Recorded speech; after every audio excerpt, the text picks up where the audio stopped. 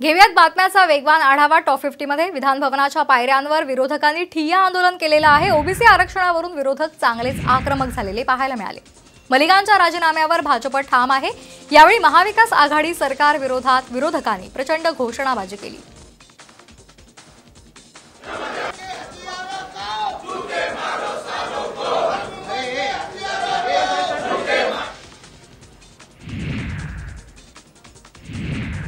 नवाब मलिक यांच्या राजीनाम्यासाठी भाजपने आज विधान भवन परिसरामध्ये स्वाक्षरी मोहीम राबवली। या बोर्डावर अर्थातच सर्व भाजप आमदारांनी सह्या केल्या।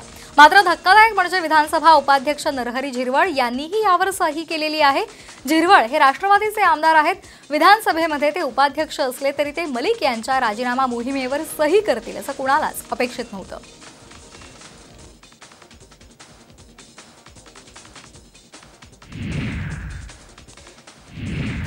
ओबीसी आरक्षणाशिवाय निवडणुका नको यासाठी राज्य सरकारच्या हालचाली आता सुरू झालेल्या आहेत। मध्य प्रदेशच्या धर्तीवर महाराष्ट्र सरकार कायदा बनवण्याच्या तयारीत आहे। स्थानिक स्वराज्य संस्थांच्या निवडणुकीमध्ये प्रभाग रचना बनवण्याचे अधिकार मध्य प्रदेश राज्य सरकारने स्वतःकडे ठेवले आणि या कायद्यामुळे मध्य प्रदेशमधल्या निवडणुका या लांबणीवर पडल्यात। याच धर्तीवर आता महाराष्ट्रामध्ये कायदा बनवण्याच्या तयारीत आहे।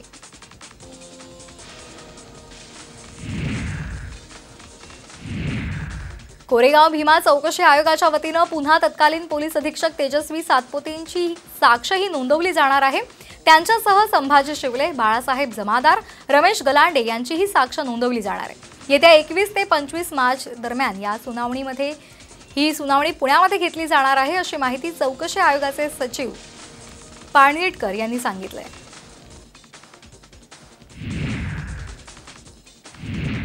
सर्वात सुरक्षित समजली जाणारी बँकेची लॉकरच आता असुरक्षित असल्याचा धक्कादायक प्रकार समोर आलाय।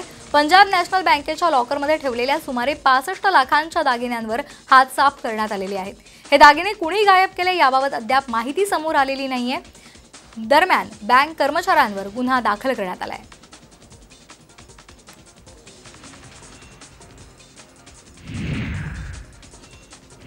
बुलढाणा जिल्ह्यातील राष्ट्रीय महामार्गावर नायगाव फाट्यानजीक चक्क वीज चोरी करून अवैधरित्या इंडस्ट्रियल ऑइलचा पंप चालवत असल्याचा धक्कादायक प्रकार समोर आलाय। पंपासाठी लागणारी वीज ही चक्क विजेच्या खांबावरून आकडे टाकून चोरट्या मार्गाने घेतल्याचं समोर आलं। या प्रकरणाची विचारणा केली असता साहेबांनीच ही वीज चोरी करण्याचे सांगितलं असल्याचं पंपधारकांना सांगितलेलं आहे। याबाबत संबंधित अधिकारी कारवाई करणार का असा प्रश्न आता उपस्थित केला जातोय। डोंबिवली पूर्वेकडील एका कंपनी कार्यालयातून महिलेचा मोबाईल अज्ञाताने पळवल्याची घटना कॅमेऱ्यामध्ये कैद झालेली आहे। या संदर्भात रामनगर पोलीस ठाण्यामध्ये तक्रार सुद्धा नोंदवण्यात आली आहे। कोल्हापूरच्या जयसिंगपूरमध्ये सुमारे 50 ते 60 नागरिकांची 10 कोटी रुपयांना फसवणूक झाल्याचा प्रकार समोर आलाय। नागरिकांना गंडा घालणारा एक जण पसार झाल्यामुळे जयसिंगपुरातील गुंतवणूकदारांचे धाबे दण आणले। या प्रकरणी जयसिंगपूर पोलीस ठाण्यामध्ये लेखी तक्रार सुद्धा देण्यात आलेली आहे। गुंतवणूकदारांनी फसवणाऱ्याला फोन केल्यानंतर शिवीगाळ करून धमकी दिली जात असल्याचा आरोप केला जातोय।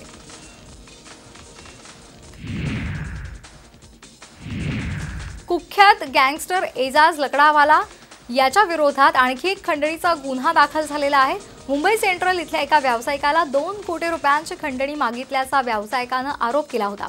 जून 2013 ते मार्च 2017 दरम्यान लकडावालानं व्यावसायिकाला धमकावलं होतं। लकडावाडाच्या अटकेची बातमी दाखवल्यानंतर त्यानं धमकावलेले अनेक व्यावसायिक आता पोलिसांपुढे येऊन आपली तक्रार नोंदवत आहेत।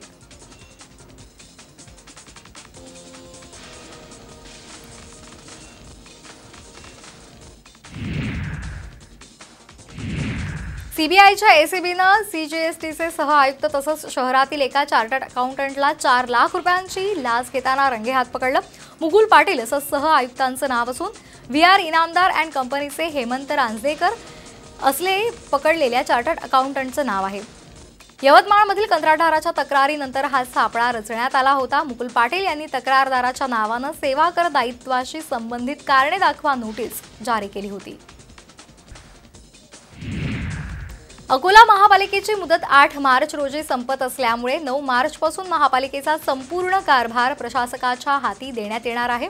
त्यासाठी आयुक्त कविता द्विवेदी यांनी प्रशासक म्हणून त्यांची नियुक्ती करण्यात आलेली आहे। अकोला महापालिकेची निवडणूक निर्धारित वेळेमध्ये घेणं आवश्यक असल्यामुळे विद्यमान सदस्यांचा कार्यकाळ संपताच आता प्रशासकाच्या नियुक्तीचा आदेश हा देण्यात आलाय।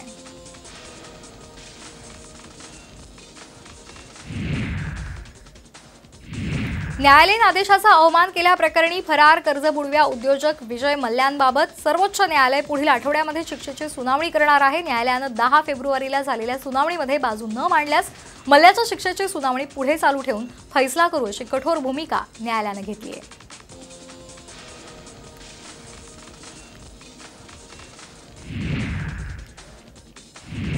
राजू शेट्टींनी राज्यभर चक्का जाम करण्याचं आवाहन केलं होतं आणि त्याचे पडसाद बुलडाण्यामध्ये पाहायला मिळाले। बुलडाण्यामध्ये स्वाभिमानी संघटनेच्या वतीनं मध्यरात्रीपासून शेकडो शेतकऱ्यांनी रास्ता रोको आंदोलनाला सुरुवात केली आहे। महावितरण विरोधामध्ये स्वाभिमानीनं टायर पेटवून शेगाव जळगाव मार्ग अडवलाय। राजू शेट्टींनी चालू केलेल्या आंदोलनाची सरकारनं दखल घेतली नसल्यामुळे आंदोलनाला हिंसक वळण लागले।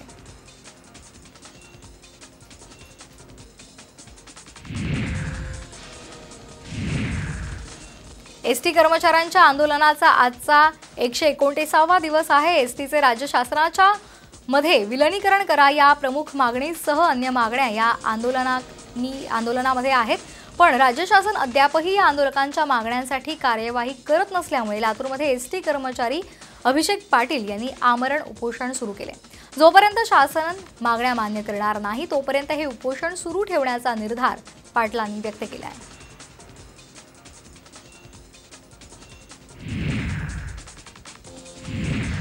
काँग्रेसचे नेते आणि ऊर्जा मंत्री नितीन राऊत हे बुलडाणा जिल्ह्याच्या दौऱ्यावर असताना त्यांनी आंबेडकर घराण्याबाबत केलेल्या वक्तव्याबाबत वंचित बहुजन आघाडीमध्ये तीव्र प्रतिक्रिया उमटल्या आहेत। वंचितच्या नेत्यांनी काँग्रेसच्या मंत्र्यांचं मानसिक संतुलन बिघडल्याचा हल्लाबोल केलेला आहे। वंचित बहुजन आघाडीच्या वतीनं उपविभागीय अधिकारी कार्यालयासमोर धरणं आंदोलन सुद्धा करण्यात आलं।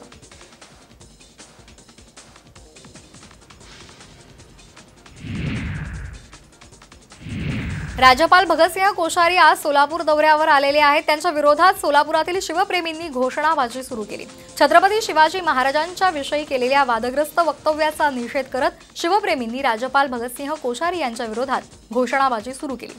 यावेळी पोलिसांचा मोठा बंदोबस्त तैनात होता।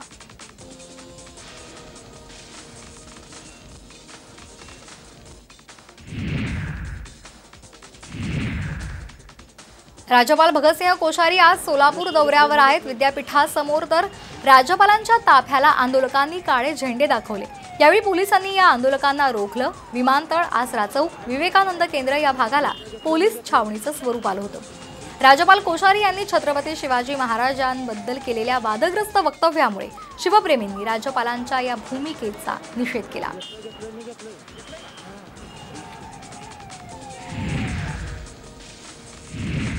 चंद्रपुरात काँग्रेस नेते नगरसेवक नंदू नागरकर यांच्यावर जीवघेणा हल्ला झालेला आहे।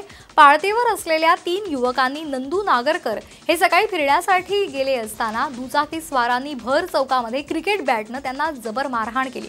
तोंडावर मास्क घातलेल्या या युवकांनी आधी मुद्दाम त्यांची गाडी अडवली आणि त्यानंतर विनाकारण भांडण उकरून काढत मराठी सिटी शाळा चौकामध्ये त्यांना मारहाण केली। हल्लेखोर घटनेनंतर फरार झालेले आहेत। नेमका हा हल्ला कुठल्या कारणावरून झाला हे मात्र समजलेलं नाहीये।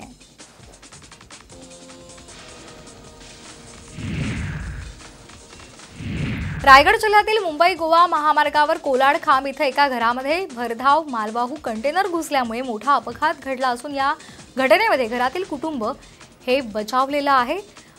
काल 3 मार्च रोजी रात्रीच्या सुमारास ही घटना घडली आहे। मुंबई गोवा महामार्गावर माणगाव कोलाडकडून नागोठणेच्या दिशेने जाणारा भरधाव कंटेनर हा चालकाचा कंटेनरवरचा ताबा सुटला आणि त्यानंतर हा अपघात झाला। जुन्या पुणे मुंबई महामार्गावर वडगाव इथे चाकण बाह्यवळण असल्यामुळे अनेक अपघात इथे घडत असतात। तसंच एक्सप्रेसवेवरील वाहतूकमध्ये ट्रॅफिक जॅममध्ये सुद्धा भर पडायची। यामुळे नागरिकांनी पुलाची सुद्धा मागणी केली होती, परंतु आता या ठिकाणी बॅरिगेटिंग केल्यामुळे वाहतूक कोंडीची समस्या सुटली आहे।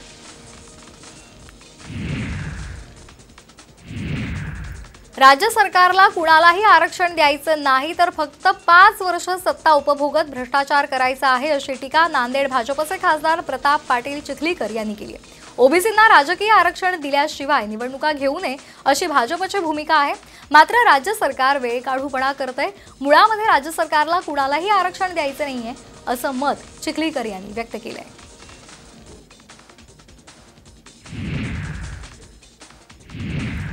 भंडाऱ्याचे शिवसेना आमदार भोंडेकर यांनी चक्क एका जाहीर सभेमध्ये केंद्रीय मंत्री नितीन गडकरी यांना भाजप सेना युतीचे जुने दिवस आणण्याची विनंती केली आहे। त्यामुळे पुन्हा एकदा राजकारण्यांच्या भुवया या उंचावल्या गेलेल्या आहेत। त्यामुळे आता भोंडेकर यांना राज्यामध्ये सत्तेत असलेल्या महाविकास आघाडीमध्ये करमत नाहीये का असा प्रश्न सुद्धा उपस्थित केला जातोय।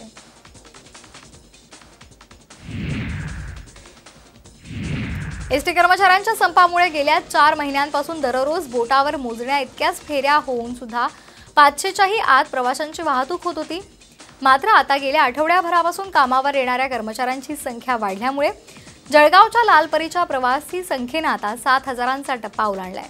विशेष म्हणजे दैनंदिन फेऱ्यांचं प्रमाण कमी असताना सुद्धा प्रवाशांची संख्या वाढून उत्पन्नही 20 लाखांच्या घरात पोहोचलंय। केंद्र सरकारी कर्मचाऱ्यांचं निवृत्तीचं वय वाढवण्याबाबत सरकारचा विचार सुरू आहे। याशिवाय त्यांच्या पेन्शनची रक्कम सुद्धा वाढवण्यात येणार आहे। पंतप्रधानांच्या आर्थिक सल्लागार समितीकडून तसा प्रस्ताव पाठवण्यात आलाय। देशातील ज्येष्ठ नागरिकांच्या सुरक्षिततेसाठी आणखी चांगली व्यवस्था केली जावी अशी शिफारस समितीने केली आहे।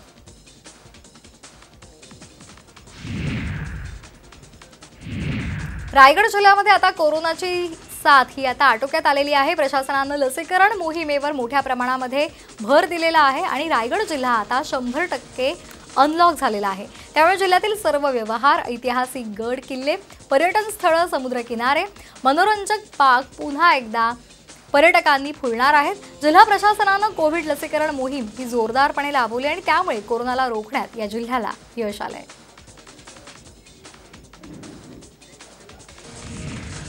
महावितरणकडून थकबाकीदारांविरोधात परभणीमध्ये जोरदार कारवाई सुरू करण्यात आलेली आहे। ज्या ग्राहकांकडून वीज थकबाकी उरलेली आहे त्यांना स्पॉटवर वीज बिल भरून घेतलं जात आहे आणि जे वीज ग्राहक बिल भरत नाही अशांवर वीज जोडण्या तोडण्याची कारवाई केली जाते।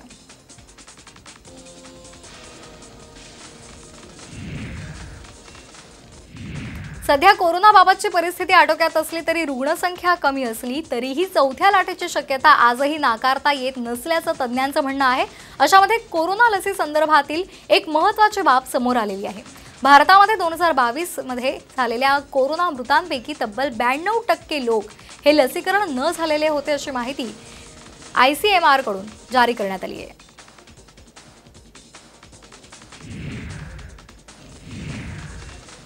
काशी विश्वनाथ मंदिराला एका भाविकाने 60 किलो सोनं दिलेलं आहे। या भाविकाची ओळख गुप्त ठेवण्यात आली आहे। यातील 37 किलो सोन्याचा पत्रा मंदिराच्या गर्भगृहाच्या आतील भिंतीवर लावण्यात आला। अज्ञात भाविकाने दिलेल्या 60 किलो सोन्यापैकी उर्वरित 23 किलो सोनं हे काशी विश्वनाथाच्या मुख्य मंदिराच्या सोनेरी घुमटाला आच्छादित करण्यासाठी वापरण्यात येणार आहे।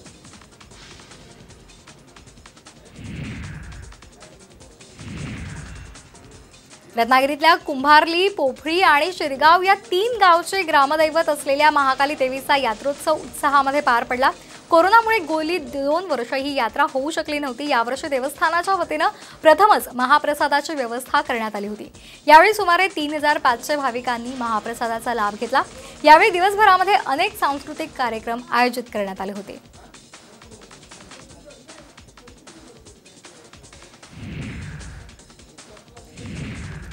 रशिया आणि युक्रेन यांच्या दरम्यान सुरू असलेल्या युद्धामध्ये आतापर्यंत एका भारतीय विद्यार्थ्यांना जीव गमवावा लागला आहे तर आणखी एक विद्यार्थी युक्रेनची राजधानी कीव्हमध्ये गोळीबारामध्ये जखमी झाल्याचं वृत्त आहे।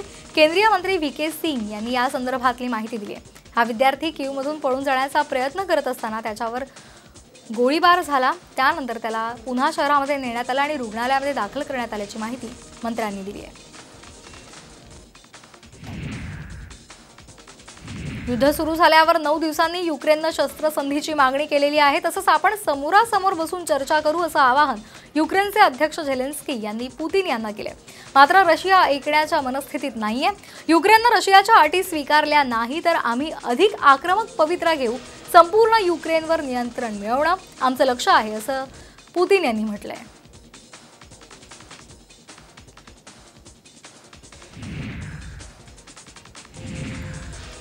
रशियाच्या हल्ल्यामुळे उद्ध्वस्त झालेल्या युक्रेनमध्ये 2 प्रोफेशनल फुटबॉलपटूंचा मृत्यू झालेला आहे. फिप्रो या व्यावसायिक फुटबॉलपटूंच्या जागतिक संघटनेनं निवेदन प्रसिद्ध केलेलं आहे. त्यांच्या निवेदनामध्ये नमूद केल्यानुसार रशियाच्या हल्ल्यामध्ये विटाली सपिलो आणि दिमित्रो मार्टिनिंको यांना आपला जीव गमवावा लागला आहे.